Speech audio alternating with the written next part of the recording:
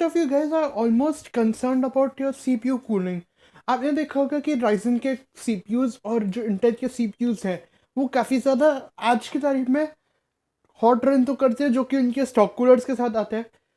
Weather you see with Ryzen 5 3600 it reaches 90 degrees Celsius, and with Intel की CPU it's way worse, it reaches even 100 degrees Celsius। आज के इस video में मैं आपको न सिर्फ इतना बताने वाला हूँ कि आप कैसे एक अच्छा एयर कूलर लेने वाले हो, ना सिर्फ इतना ही, बल्कि मैं आपको सजेस्ट भी कर सकता हूँ कि आपको कौन से सीपीयू कूलर्स लेना चाहिए फ्रॉम कौन से ब्रांड। हेलो गाइस, मेरा नाम है ध्रुव और आप लोग देख रहे हैं वर्ल्ड टेक चैनल के ऊपर पीसी और पीसी रिलेटेड कंटेंट के बारे में बात की जाती है। सो अगर आपको इंटरेस्ट है इन्हीं सब चीज़ों में, डेफिनेटली करो चैनल को subscribe and without any time wasting let's get started. अब देखो, मानो ना मानो, सबका अपना कूलिंग मैकेनिज्म करने का तरीका अलग अलग होता है। कुछ लोगों को लिक्विड कूलिंग पसंद है, कुछ लोगों को थर्मल पेस्ट से कूलिंग अपनी बढ़ाने की पसंद है, एंड कुछ लोगों को वी कोर वोल्टेज कम करनी पसंद है। जिन लोगों का बजट नहीं रहता वो लोग वी कोर वोल्टेज और थर्मल पेस्ट वाला यूज़ करते हैं। जो लोग पीसी बिल्ड करने के टाइम लेते हैं वो लोग चूज़ करते हैं कि वो लोग एक AIO ले ले। बट यहाँ पे एक केस आता है, सिनेरियो बीच में आते हैं लोग जिनको लिक्विड कूलिंग नहीं पसंद। They hate liquid cooling because they have a fear in the mindset कि कहीं ना कहीं लिक्विड लीक होते हैं एंड उनको ओवर द टाइम पीरियड उनको वापस चेंज करना पड़ता है। तो वो क्यों बार बार इन्वेस्ट करें? Why they should invest again and again उन्हें लिक्विड कूलर। इससे अच्छा एयर कूलर्स में आपको काफ़ी ज़्यादा एफिशिएंसी देखने मिलती है, काफ़ी अच्छी क्वालिटी मिलती है आपको टेम्परेचर्स की, एंड एज वेल एज आपको चेंज करने का झंझट है ही नहीं, एंड आपका कोई लीकेज तो है नहीं उसमें लिक्विड का। सो इससे पहले कि मैं बताऊँ कि आप कौन से एयर कूलर्स की तरफ आपको जाना चाहिए, मैं आपको पहले इसका वर्किंग मैकेनिज्म समझाना चाहता हूँ। होता क्या है, जो आपका CPU का बेस प्लेट होता है वो बना हुआ रहता है आपके कॉपर से। अब वो कॉपर जो कोल्ड प्लेट है उसके अटैच रहते हैं multiple heat pipes. Those heat pipes are also made up of copper and those heat pipes have a certain density, कि मतलब वो कितना मोटा है उसके ऊपर भी मैटर करता है, क्या उसके एंगल्स है उसकी भी एफिशिएंसी मैटर करती है। Those heat pipes carry the heat to the fins, and वो फिन्स का भी एक सरफेस एरिया बहुत ज़्यादा मैटर करता है। Larger the fin area, I mean surface area, better the cooling, better the efficiency. कुछ कूलर्स में आपको 2 फिन देखने को मिलेंगे, मतलब 2 टावर साइड एक स्टैक बने हुए रहेंगे अलग अलग, इसके साथ आप 2 फैन अटैच कर सकते हो।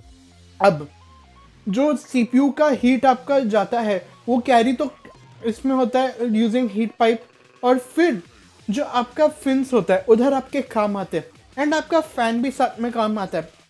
Those heat is evaded through case fans, मतलब आप एक फैन लगा रहे हो CPU कूलर पे and directly without any delay आपका फटाफट आपका CPU जल्दी से जल्दी कूल हो रहा है। In the case of AIO आपका पूरा लूप चलता है।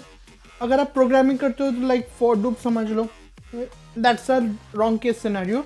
बट आपका जो लिक्विड रहता है वो सीधा रेडिएटर के पास जाता है, रेडिएटर से वो सारी गर्मी निकलता है, एंड रेडिएटर को गर्म होने में भी टाइम लगता है because radiator carries a liquid, and वो लिक्विड पूरा फ्लो चलता रहता है depending upon RPM। Plus liquid coolers cost more than air cooler. Liquid cooler में आपका लीकेज का दिक्कत आ सकता है, एयर कूलर में नहीं, क्योंकि आपका कहीं वो है ही नहीं। It's completely a natural process you can call as. तो वो जो गर्मी है वो सारी फिन से आपके केस फैन से तो निकल रही है। ये हो गया इसका वर्किंग मैकेनिज्म के बारे में। अब CPU कूलर काम कैसे करता है टू कूल द CPU, वो अब उसके बारे में डिस्कस करते हैं। लेट्स से आप एक high air flow case use करते हो, like you own a MB511 from cooler master और TD500 मैश और MSI का कोई Forge 100M, ये आप केसेस यूज करते हो। तो उनमें क्या होता है, उनमें आपको फ्रंट में जाली वाला स्ट्रक्चर देखने को मिलता है, नेटिंग आपको मिलती है। तो वो क्या करते हैं, वो एयर को फ्रीली इनटेक करते हैं। वो इनटेक होने की वजह say that air passes through CPU cooler, वो CPU कूलर से आपके सीधे पीछे केस फैन के में एग्जॉस्ट होता है उससे निकलता है। तो इससे होता है क्या फ़ायदे, आपके कोई तो पहले बात तो डिले नहीं होता है, डायरेक्ट प्रोसेस होता है। एंड साथ ही साथ इससे ना सिर्फ ये बल्कि फ़ायदा है, बल्कि आप अगर ऊपर केस फैन यूज़ करते हो then also it helps in cooling down the CPU very good, क्योंकि आपका ऊपर से भी एयर फ्लो आ रहा है, फ्रंट से भी एयर फ्लो आ रहा है, एंड जो भी है वो सारा बाहर निकल रहा है, तो फ्रेश एयर की क्वांटिटी आपके पास ज़्यादा आ रही है, which is very good, very beneficial for your CPU। And साथ ही साथ इसके साथ बल्कि ना सिर्फ आपके टेम्परेचर्स कम हो रहे हैं CPU के, बल्कि आपके VRM पे भी, वोल्टेज रेगुलेटर मॉड्यूल पे भी आपकी कुछ हवा जा रही है, जिससे वो ठंडा हो रहा है। आपने ये वो देखा होगा, अगर आपने आर्टिक फॉक्स का लिक्विड कूलर देखा होगा तो आपने उसके वाटर पंप पे देखा होगा कि उसके वाटर ब्लॉक पे एक एक्टिव फैन लगा हुआ है विच हेल्प्स इन कूलिंग, तो ये भी काफ़ी ज़्यादा अच्छा है। अब लिक्विड कूलर से एयर कूलर्स में कंपेयर करें तो आकर काफ़ी ज़्यादा मोटा होता है liquid cooler, but that I do liquid cooler से काफ़ी ज़्यादा मोटा होता है, तो I don't think that's a matter of to be discussed. But जहाँ तक आपकी कूलिंग अच्छी खासी हो रही है, you don't need to worry about.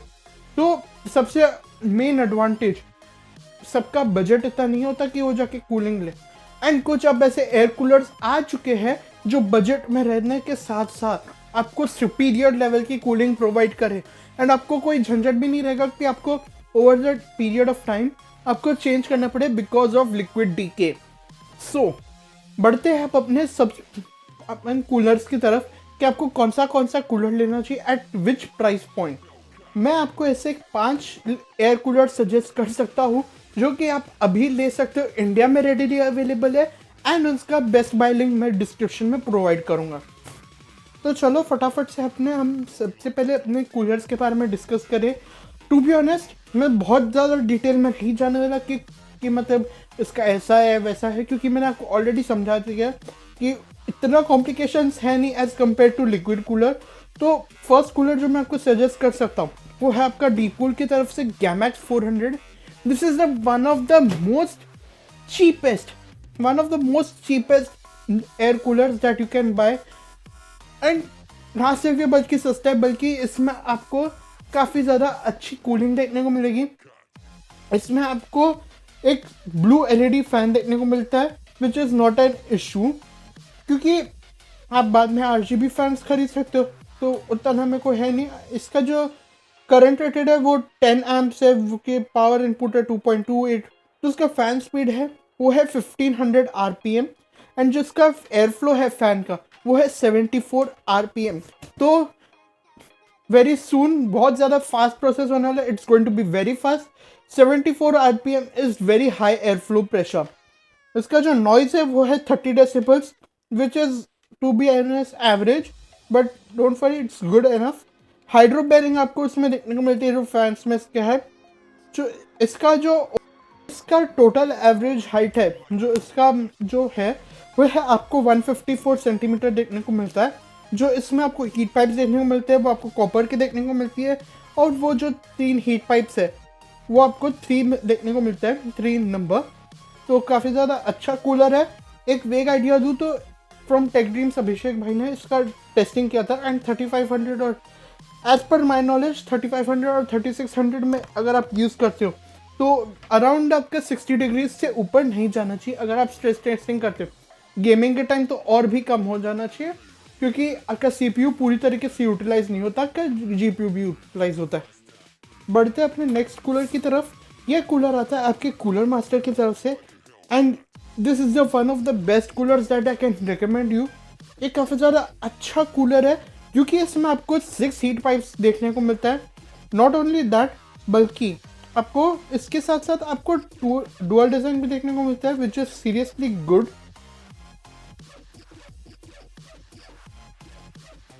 इसका सरफेस एरिया है वो भी काफ़ी ज़्यादा वाइड है, ना सिर्फ वाइड है बल्कि इसमें आपको डुअल टावर डिज़ाइन भी देखने को मिलता है। डुअल टावर डिज़ाइन के साथ साथ आपको इसमें अच्छी खासी RGB इफेक्ट्स भी देखने को मिलते हैं, एंड इसका प्राइस भी काफ़ी ज़्यादा अच्छा है। आपको सिर्फ 3900 रुपीज़ का देखने को मिलेगा, वीकली अराउंड 4000 रुपीज़ का। ये थ्रेड रिपर वालों के लिए भी और AM फेयर वालों के लिए, दोनों के लिए कंपैटिबल है। जो इसके डिमेंशंस है, वो जो आपका हीट सिंक का डिज़ाइन है वो ही आपका 158 मिलीमीटर है, एंड जो इसका ओवरऑल डिज़ाइन है वो आपका 165 मिलीमीटर है। तो आप देख लेना जैसा केस आप लेते हो उसके हिसाब से कंपैटिबल हो जाना चाहिए।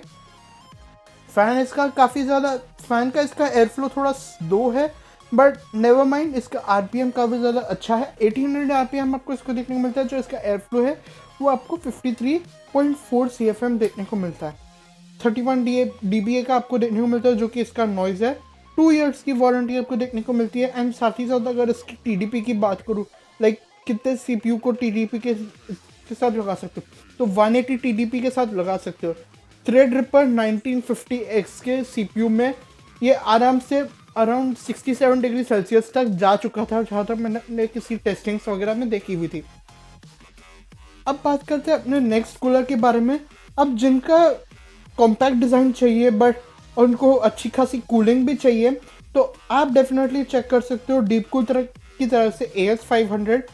इसमें आपको काफ़ी ज़्यादा अच्छी क्वालिटी के मटेरियल्स देखने को मिलेंगे, and you can say this of small brother of deep cool assassin 3।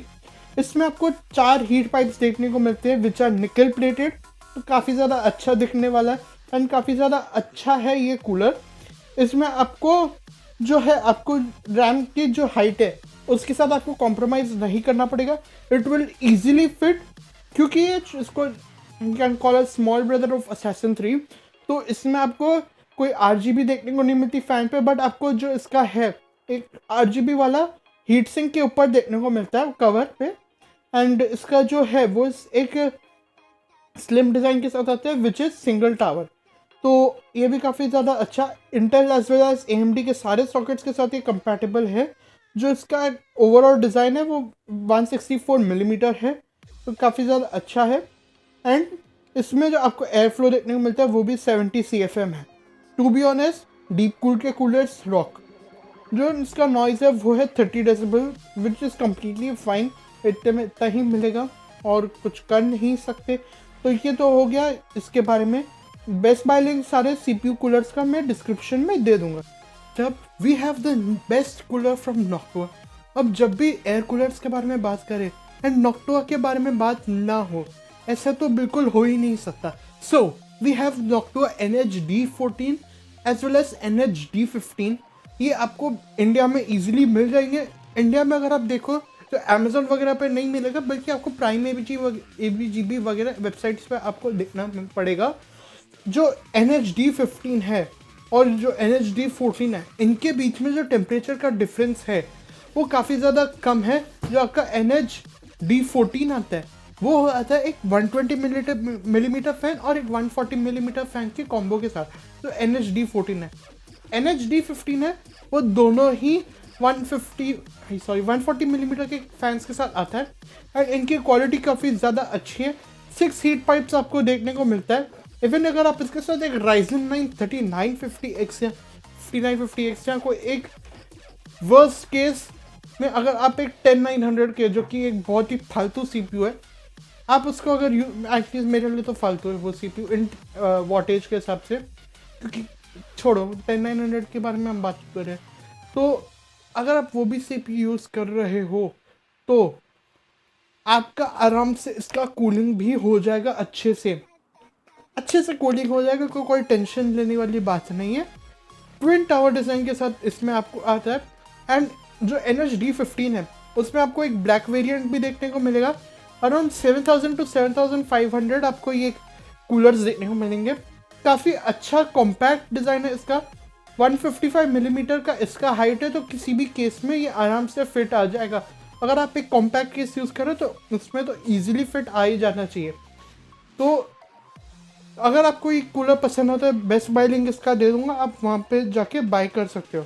And अगर आप NH-D15 का क्रोमैक्स ब्लैक वेरिएंट यूज़ करते हो तो बेसिक वाले से आपको थोड़े और टेम्परेचर सीखने को मिलेंगे कम, क्योंकि ब्लैक वाला जो है वो काफ़ी ज़्यादा अच्छे से काम करता है। As you all know, black absorbs heat and black is a good conductor of heat. So ये तो हो गया नॉक्टुआ के बारे में। अब अगर आप कोई एक ऐसे बंदे हो जिसके पास 2 टेस्ट बेंच है और आप रेगुलरली अपने टेस्ट बेंच को अपग्रेड करते रहते हो, तो आप इस केस में एक डीप कूल्ड का फ्राइजन ले सकते हो Deepcool Frozn is the award winning cooler as company said. ये काफ़ी ज़्यादा कॉम्पैक्ट कूलर है, ये भी कॉम्पैक्ट कूलर है, 155 मिलीमीटर इसका हाइट है, तो किसी भी केस में तो ये इजीली फिट आ जाना चाहिए। इसका जो आपको इसमें आपको 6 हीट पाइप्स देखने को मिलता है एज यूजुअल।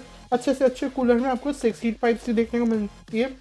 इसका जो है इसमें आपको डीप कूल के गैमैक्स GT डेल्टा GT आपको फैंस देखने को मिलेंगे, जो कि क्रॉस वाले फैंस रहते हैं, इनका लाइटिंग वगैरह काफ़ी ज़्यादा अच्छा रहता है।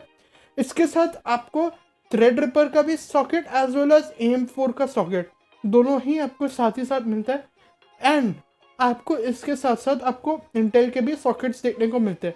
ये पहला ऐसा कूलर है जिसमें आपको हाई एंड और मेन स्ट्रीम दोनों के सॉकेट्स एक साथ मिल रहे हैं, बाकी किसी में आई गेस आपको नहीं देखने को मिलता होगा।